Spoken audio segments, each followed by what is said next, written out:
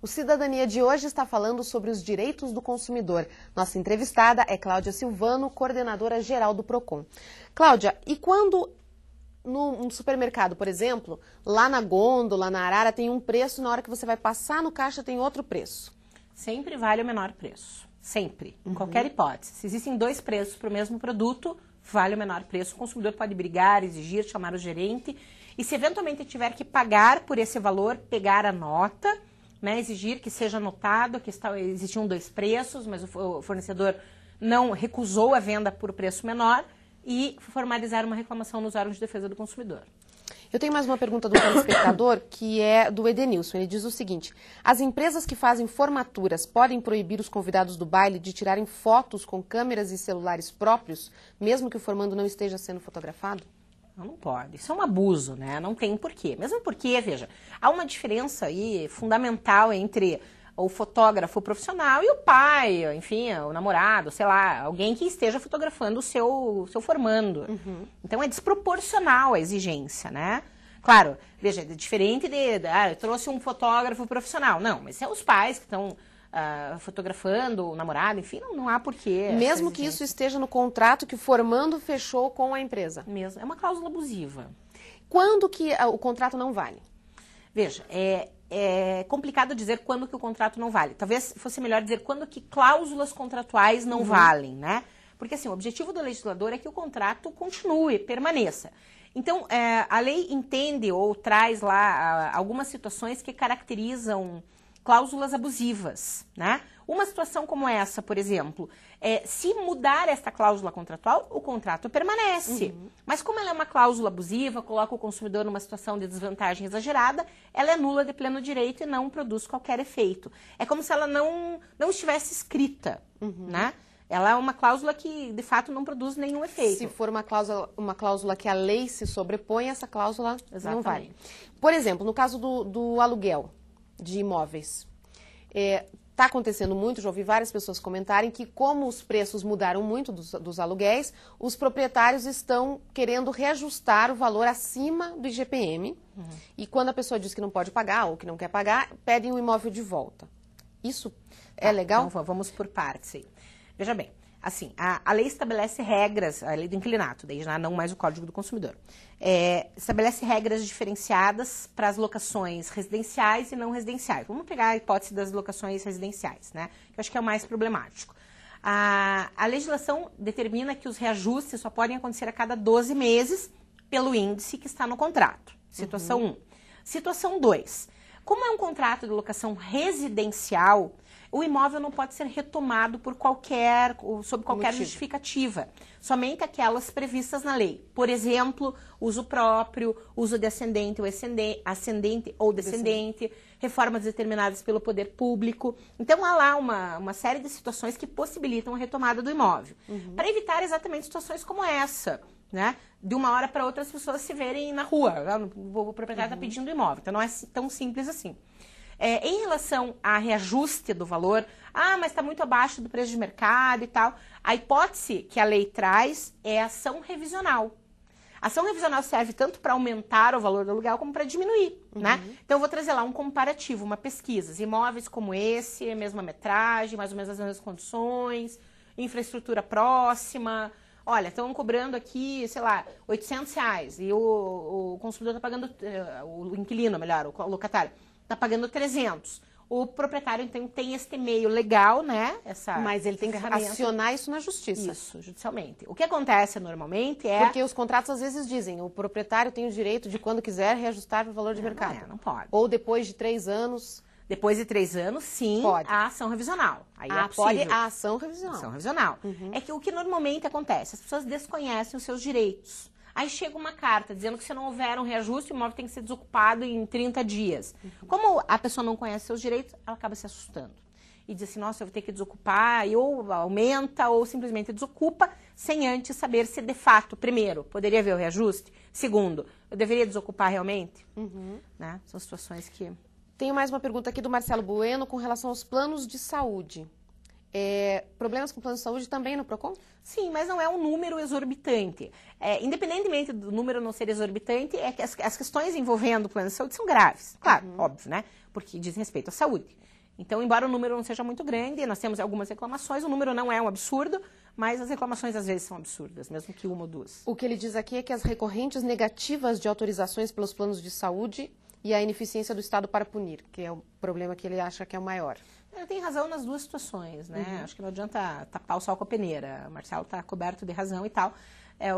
Às vezes o administrado, ou enfim, o consumidor, gostaria de uma resposta mais efetiva, né? Essa resposta mais efetiva nem sempre é possível em razão da falta de estrutura, da estrutura adequada para uma resposta rápida e que atendesse os interesses dos consumidores.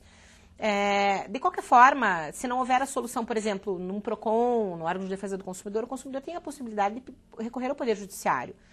E, recorrendo ao Poder Judiciário, pedir uma medida liminar e tal, numa situação, né, que envolva aí uma emergência, para que haja a cobertura imediata. É melhor do que pagar e depois entrar na justiça? Depende. É difícil dizer é melhor pagar. Vamos imaginar, por exemplo, uma situação assim. A possibilidade de questionamento do reajuste. Numa pessoa de idade que tinha lá um plano que custava 300, virou 700 no mês seguinte. Como é que você vai dizer pague e depois questione? É muito complicado. Então, cada caso tem uma resposta diferente. Dependendo da situação, talvez seja mais interessante sim pagar. Olha, preciso fazer um exame de sangue. Quanto que custa? Custa R$50. Tenho esse dinheiro nesse momento? Tenho. Então, olha, é preciso que faça imediatamente, então paga e depois questiona. Mas não dá para dizer sim ou não em qualquer situação. O que dá mais reclamação no PROCON? Quem são os campeões? Pois então, telefonia. Telefonia fixa é o campeoníssimo aí há algum tempo já de reclamações. E há bastante tempo, né, Cláudia? Bastante tempo. Desde que eu faço matéria com você, é sempre a telefonia. É verdade. E o que é o problema com a telefonia? São vários, né? Cobrança indevida, dúvida sobre cobrança. Às vezes a cobrança é indevida, eu não fiz e tal. Na outra situação, eu não sei, será que é devido ou não é? Dificuldade que o consumidor tem para resolver diretamente com a empresa, o que faz com que ele acabe procurando os órgãos de defesa do consumidor. Mas, assim, em contrapartida, e até voltando na questão aí do Marcelo Bueno, que falou da dificuldade, da resposta imediata, nós temos um serviço novo no PROCON que se chama Central de Resolução de Pequenos Conflitos, né? O nome é esquisito, porque pequeno conflito para quem, né? Para o consumidor é o maior conflito da sua vida. Mas, enfim, foi o nome mais simpático que nós encontramos. No que consiste esse serviço?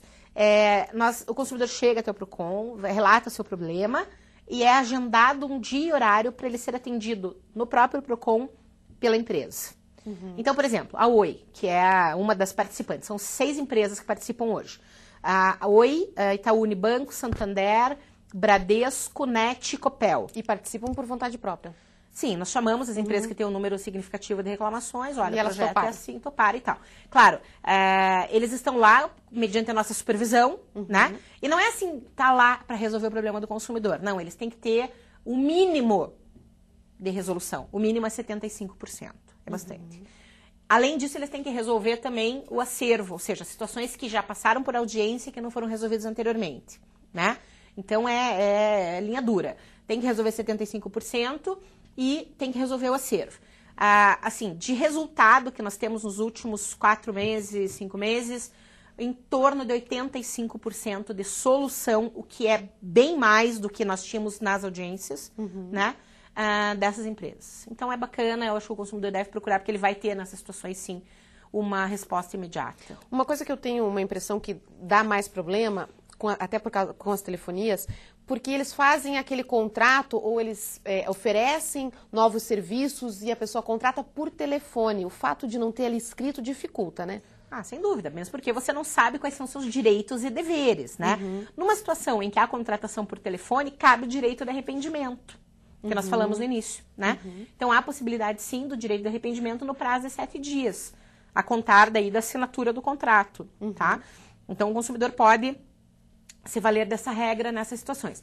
Claro que as contratações por telefone, elas são sempre mais complicadas, né? Por quê? Porque nem sempre é contada a história toda, é contada a história, a parte boa da história. E a parte não tão boa, não diria ruim, mas não tão boa, não é contada como deveria para o consumidor, né? Que acaba... O consumidor pode ligar no Procon antes de fechar um negócio para perguntar se a empresa tem muita reclamação, se é uma empresa correta? Sim, sem dúvida. O telefone é o 0800 41 15 12, né? E o nosso site também, ele pode verificar se a empresa, só que precisa ter o CNPJ, se tem ou não reclamações em relação àquela empresa. Coisa que a gente não faz, né? Eu me incluo nisso, sabe? Porque é fácil puxar a orelha dos outros, né? Eu também, em algumas situações, assim, que eu compro, puxa, mas eu devia ter visto, né? Se tinha ou não mas às vezes, mas é aquilo que você falou, às vezes é uma promoção, às vezes parece uma oferta muito boa, você vai, vou perder se eu for... Claro. Cláudia, só para terminar, então, o procedimento liga para o Procon ou vai lá pessoalmente, tanto faz, qual que é o... Depende do que você quer, né? Eu quero uma informação apenas, pode ser então pelo 0800 41 15 12. Ou também o consumidor pode mandar um e-mail, nós respondemos e-mails, né? Com enfim, esclarecendo as dúvidas. Ou então ele vai pessoalmente na Rua Presidente Faria 431, fica quase em frente ao passeio público, assim, dá de bico, né? Muito próximo. O horário de atendimento das 9 às 17 horas. Às 9 horas são distribuídas 60 senhas e às 12h45 são distribuídas mais 60 senhas. Claro, pessoas de idade com necessidades especiais, o atendimento aí é prioritário, não precisa de senha. Mas tem algum serviço que tem que ser feito pessoalmente, algum pedido? Abertura de reclamação ou agendamento para a central de resolução tem que ser pessoalmente. Por telefone, somente informações de dúvidas. Isso. Cláudia, muito obrigada pela sua participação aqui no Cidadania. Vamos repetir então, www.procon.pr.gov.br, o e-mail é procon@procon.pr.gov.br e o telefone 0800 41 15 12. Obrigada a você. Obrigada. Por hoje é só, você também pode mandar perguntas e sugestões de assuntos para o nosso programa. O e-mail é cidadania.tvsinal@gmail.com. Eu espero você no próximo Cidadania. Até lá!